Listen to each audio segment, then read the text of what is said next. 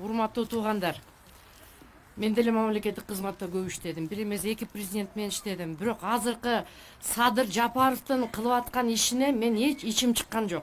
Бир ай иштеди. Бир айдын ичинде көптөгөн каталарды кетирди. Мына бир убакта жайында тиги Матраимовду боюнча комиссия түзүлгөндө ошол депутаттык комиссиянын төрагасы Мамытов болчу. Ошол Мамытов актап чыкты, Матраимовду аппакай кылып туруп. Мына бүгүн ким болуп отурат? Ошол киши бүгүн убактылуу президент болуп отурат. Өзүнүн досторун, камалып кеткен досторун баарын бийликке алып келди. Эми андан саз келгенсип, азыр келелден кечке үтүктү сайсаңдагы, электрочайникти сайсаңдагы Садыр эле Садыр деп сайрап калды. Бул административдик ресурс деп коет, муну фальсификация деп коет. Мына жерлерден мен деле иштегем. Жерлерден мен деле тааныштарым бар. Нарындан, Чүйдөн, тетиги Жалал Абад областынан, Баткен областынан айтып атышат. Барбайбыз десек болбой, машинелерди алып келип, бусиктерди алып келип, анан бизди тыгып апарып атат. Анан эмне кылалы, эми барып атабыз, бирок шайлаган келгенде биз башка кишини шайлайбыз деп атат. Эл деле билип калды. Мына кече Лейлекте болгондо Лейлекте барды. Садыр Жапаров барганда Тажикстандын машиналары менен элди ташыптыр. Ал эмне Тажикстанга президент болобу? Эми кагылып кетейин Абдел, мен эмне үчүн сага келдим? Мен ушул акмак, мен бетин айтам, Садыр, мен сенен коркпойм. Сен түрмөдө жатканда мен 320 пост жазгам, бошоткула, актагыла деп коюп. Эми бүгүн мени жанагы шакмарала болгон жанагы фейктер менен ботторуна мени жамандап атат. Садыр, менин тузум уруп кетсин сени. Менин тузум уруп кетсин. Сен бүт акмактарды, ууруларды бийликке алып келип атасың. Анан эми кечегин эле түрмөдөн чыкты. Бир ай иштеди, 60 миң зарплата алды. Анан каяктан жүрүп бул 45 миллионду таап алды. Ошол элде 45 миллион болсо, ошол 45 миллионду сооронбайга берип эмне үчүн чыгара алышкан жок Садырды? Канчайчы? Муну уурлар берип атат. Пенсионерлер берди дейт. Пенсионерлерди коттугунда жүн сатып берди Садырга. Айтайынбы? Садыр, мен сенден коркпойм. Камайсыңбы? Камагының. Мен 3 революцияга чыккан аялмын.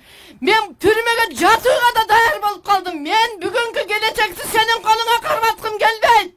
Мына окшогон жаш балдар бар. Мына мамлекеттик кызматта иштеди, аткаруу бийлигинде иштеди, эл аралык долбоорлордо иштеди, президенттик аппаратта иштеди, мамлекеттин өз бүйүзүн, аркы жег, берки жегин жакшы билген кадр. Мен мисалы Абдил Сегизбаевди бирге иштеген күндөрдө болду.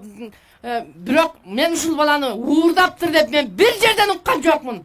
Мына ошон үчүн мамлекетти билген адам гана мамлекеттин башына барыш керек.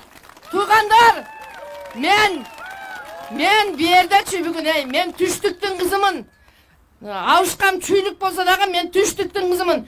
Түштүктөгүлөр көп азыр Абдилге карап турат.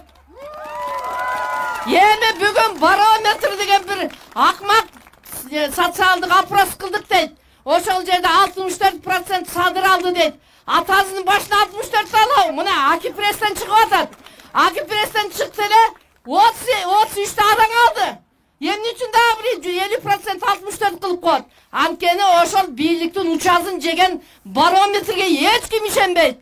Туугандар, мен силерге бир жакшы нерсени айтып коеюн. Мен эмне үчүн убагында Садыр Жапаровду колдогом? Ал айткан, кумтөрдү чыкса мен деген булут таштырам, анан тиги бутуңарга чейин, колуңарга чейин бүт алтын болот деген. Мына кече чыгалы айтты, алтын жок, мамлекетке албайбыз, бүттү деди. Мына мунун жүзү көрүндү, кандай экенин. Мына кече күнү Базарбай Мамбетов деген эксперт бар, горняк. Бул кишичелик эч ким билбейт алтындын дайынын.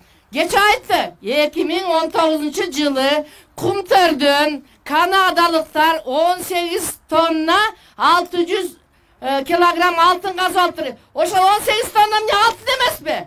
Картошка ал жерде, Картошка казып атабы канадалыктар?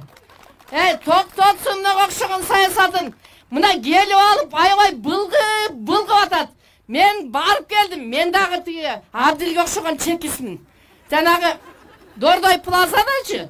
Дордой плазанын бет маңдайында 5 этаж здание бар экен. Ошол жерде Садыр Жапаровдун офиси бар экен. Ошол жерде 5-нчи этажында Садырдын аялы иштеп атат. Үйүндө эле отуруп турбай, бок барбы ал жерде, Шайлоого ага?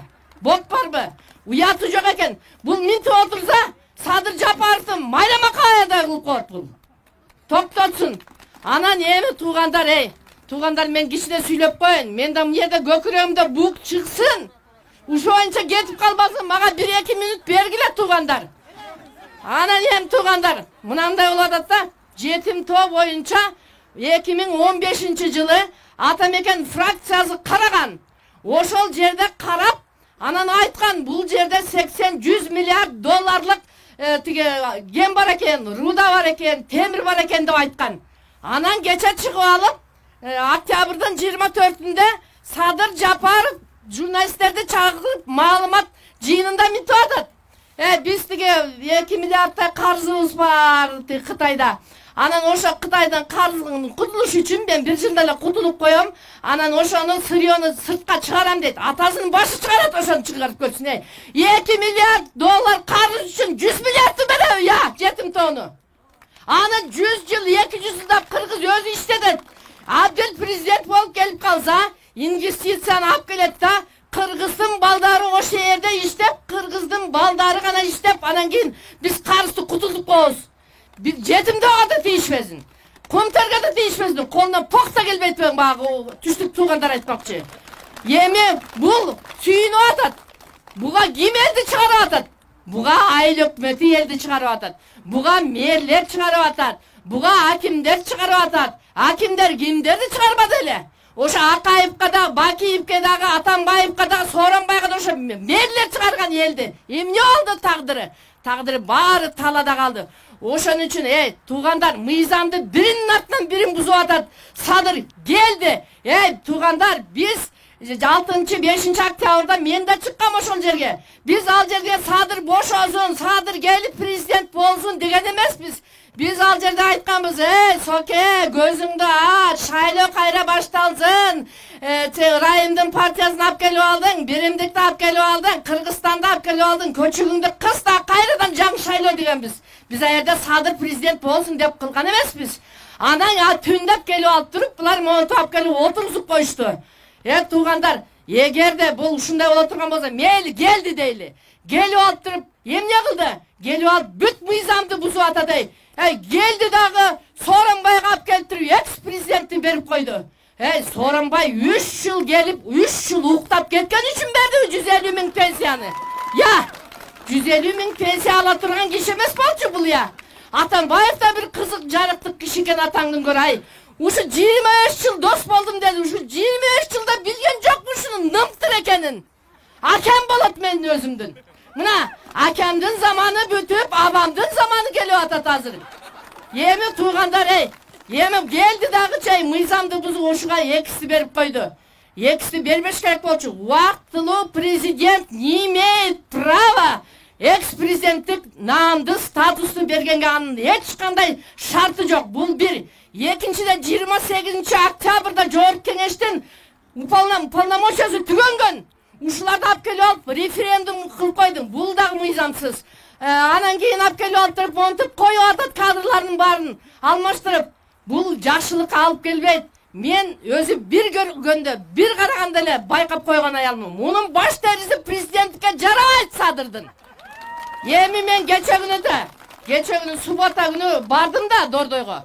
Дордойго барып, анан кийин тиги немеге маршрутка түшүп алып, баш этегине чейин карап чыктым. Шаардын Советскийден 9-чу микрорайонго чейин тиги Дордойго чейин барсам, столбада деле Садый, остановкада деле Садый, магазиндин бети деле Садый, частный домдун бети деле Садый, калган 17-син эмне келбейт ошонун жанына.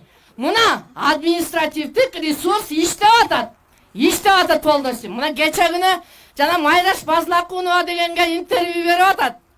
Мен ушундай неметтим, анан эми Кудай кааласа 5-10 жыл кийин ким келе турган болсо, анан ушундай кылып койдум. Мунун жаман оюнда Дагы 5-10 жыл 2 срок отурубуз бар экен. 2 срок отурганда экөөбүздүн дамбалыбыз да калбай калат.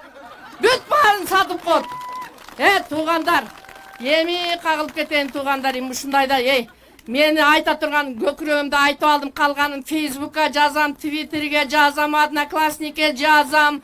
Иши кылып кагылайм, мен Фейсбукта отурам, Жамиля Насирова, мага киргиле, дос болгула. Калган каткан ошол жерден айтам. Эми Абдысагызбаевди президент кылабызбы? Кылабызбы? Президент кылабыз. Молодцы.